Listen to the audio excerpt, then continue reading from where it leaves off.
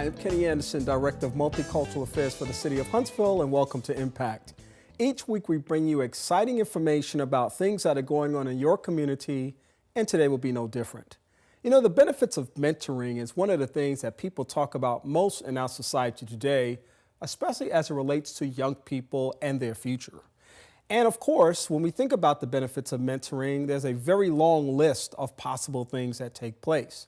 The increased graduation rates, and that's for high school as well as college, lower high school dropout rates, healthier relationships and lifestyle choices, better attitudes about school, enhanced self-esteem and self-confidence, improved behavior both at home and at school, that stronger relationships between parents, teachers, and peers, improved interpersonal skills, and the list goes on and on.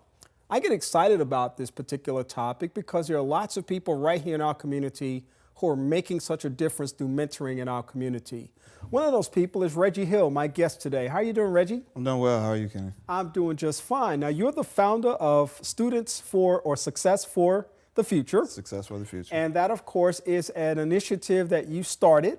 Correct. And I'm always interested in talking with people who start things like this because this is a huge undertaking to be able to put yourself in a position as a young person even and say, I want to pour something into young people and help guide them through the future. So tell us a little something about how you started this organization. Well, in 2009, I began working with the school system.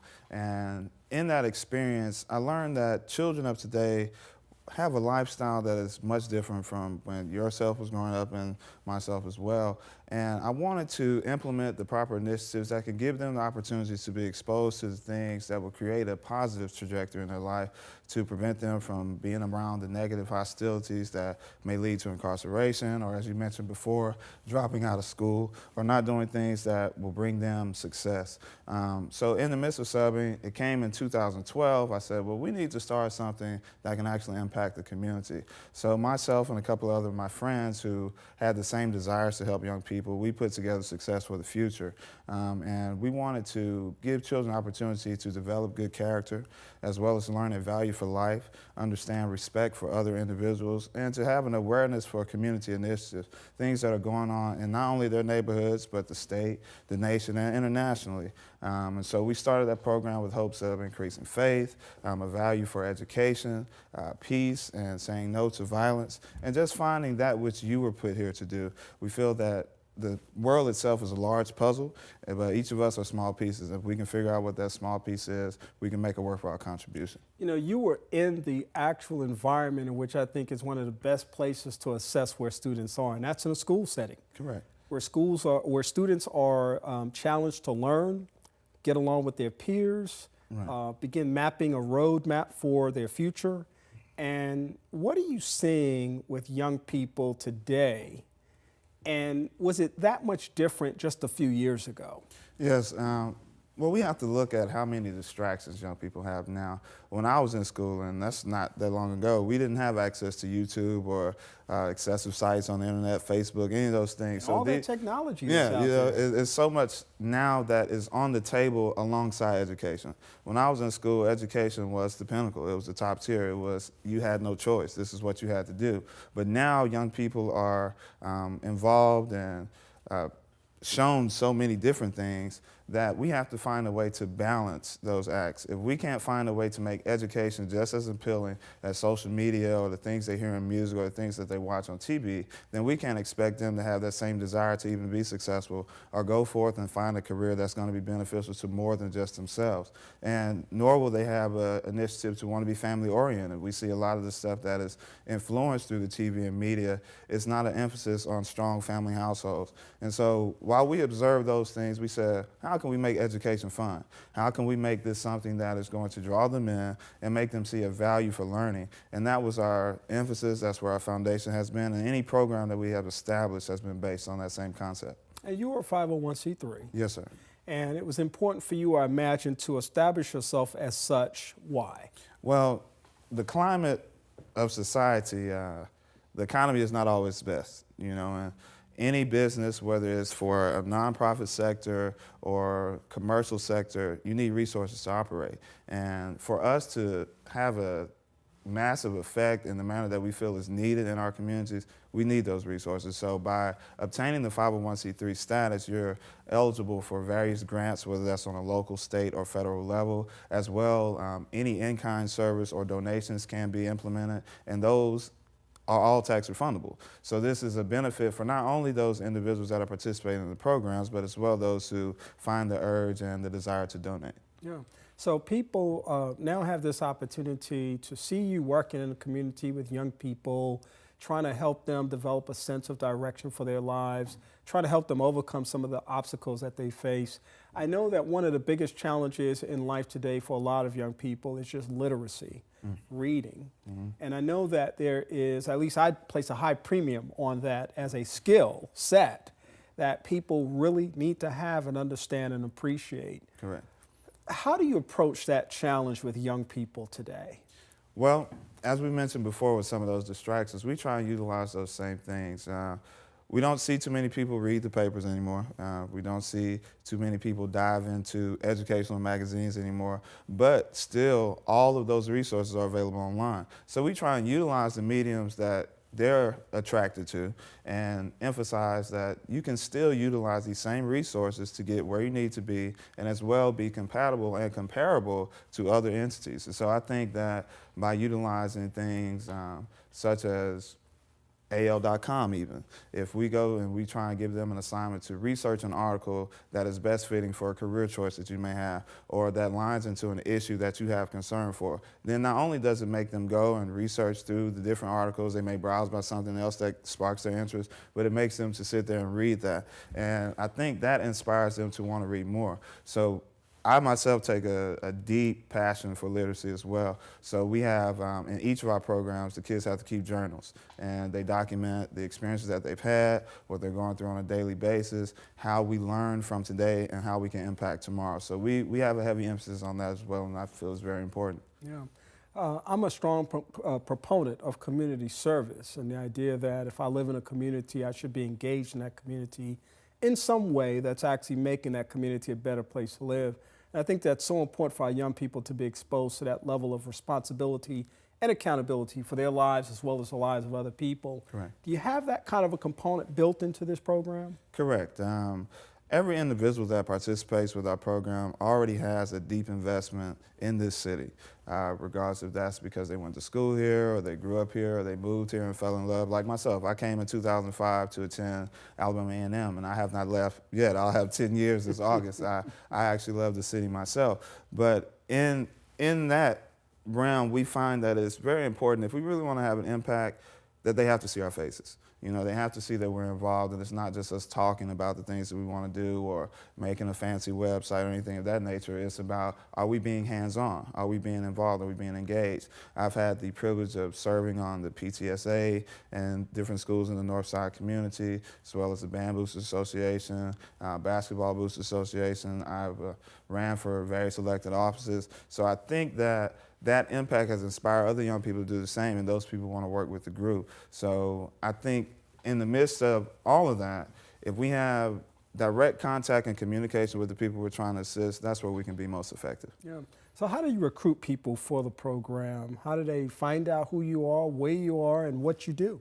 Well, we utilize various set of resources to communicate. Oftentimes we call principals directly, we communicate with teachers. For athletics, we communicate with coaches or band directors, and we let them know what events we have going on or what projects their kids can participate in, and we ask them to be direct as well. We want direct communication, and we feel if they have a substantial respect for that teacher or administrator and they come directly to them saying, hey, you should participate in this, be a part of this program, that's going to inspire them to do that. And we make announcements through the schools, and we also utilize social media as well. We have a page on Facebook, Success for the Future with the number 4. If you type that in, you can see some of the things that we're doing. Next week, we're going to post our summer schedule. So we're asking that everyone visit next week to see the things that their kids can participate in. Or if you want to volunteer, if you want to assist yourself, and we're always open for various ideas. And I personally want people to call me, email me, and we can communicate directly. Yeah. So it's important, as I'm hearing you talk, to be an organization. Right. It's important to be focused in terms of your mission. it's important for people to seek other entities out to get engaged and connected in order for the community to be a better place. And it's really important for us to get into the lives of young people in a meaningful way so that they can really understand and appreciate what we hope for their future. Correct. And I wonder, from your perspective as somebody who's been out there working with young people quite often, as adults, I think a lot of times we're just disconnected. I'm saying we generically, not necessarily a person like yourself who's out there seeing it, but we kind of jump into these situations and we kind of start running ahead of the process and we kind of tell people what their future should be. Right. Not recognizing, as you said earlier, the kinds of information that they have been exposed to it at the ages that, I can only have begun starting to think about the things that they think about today. Correct. At ages 4, 5, 6, 7, 8. Correct. And they have input, they have ideas, they have suggestions. We don't always appreciate those things. That's right. And so I just wonder, how do you work to get young people engaged with actually helping to map out their own strategy for their life, rather than us just kind of being puppeteers where we're kind of saying, here, you need to do this, and we pour in the values and morals and we say, do as I do, not as, do as I say, not as I do. Correct. And then sometimes we do as they shouldn't do, but they're following the example that they're seeing us do. Right. Well, one of the main things that we do with every program that we sponsor is we focus on character development. And in that character development, we emphasize on self-dependency and self-individuality. And amongst those things, we're able to find out how can you develop a course that is going to allow for you to provide for yourself and eventually for a family, as well as to be able to be connected with several other individuals who have their own ambitions. And we teach from the very initial course of anything that we do that students learn, or people in general, humans, learn by two ways. We copy what we see and we repeat what we hear. So it goes back to the idea that the exposure is going to determine that pathway. A lot of times kids themselves don't even know what they want to do, but they're basing what they think they want to do off of what they've seen. So we always want to just expose children to opportunities that have not been afforded to them before so that they can make that decision. And I think by focusing so dearly on the individuality and dependency, that makes them to say, well, what do I want to do? What is it that I can actually do myself that I'm going to enjoy doing, that it's not going to be a burden for me to get up in the morning to do, and that is actually going to be effective for the people in my family and my community. Yeah. Success for the future. Sounds like it's got a great future because it's actually working with young people, trying to help them develop a roadmap for success. Yes, how would people get more information about the organization? People listening, as you said, you need volunteers, you need financial support, you're a 501c3. Yes, you need people to just be invested in the future of young people through your organization. How would they get in contact with you? Well, as I mentioned before, we hope that, especially starting next week, visitors will go to the Facebook page. All you have to do is type in Success for the Future. Even if you go today, you can see several other things that we try and show the kids as how you should be projecting your life. I prefer personal communication. I like to speak directly. So I can be reached by email, rhillS4tf@gmail.com, and that's basically just my initials, Reggie Hill, and Success for the Future's initials @gmail.com, or via phone, 256-665-6748.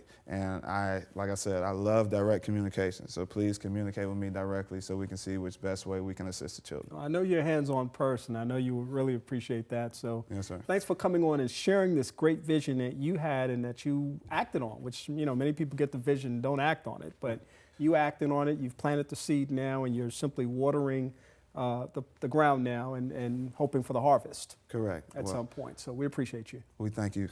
All right. He's Reggie Hill, Success for the Future, and we'll have information posted about how to get in touch with him. We hope that you enjoyed that great information. As I always say, Huntsville is such a wonderful city in terms of the kinds of initiatives that we have here, especially the ones that focus on the development of our young people. They are indeed our future, and we're not always going to be around. So what kind of a future are we going to leave them with? The process begins now through these kinds of initiatives. We hope that you enjoyed our broadcast, and we hope to see you again the next time. I'm Kenny Anderson for Impact. Have a great day.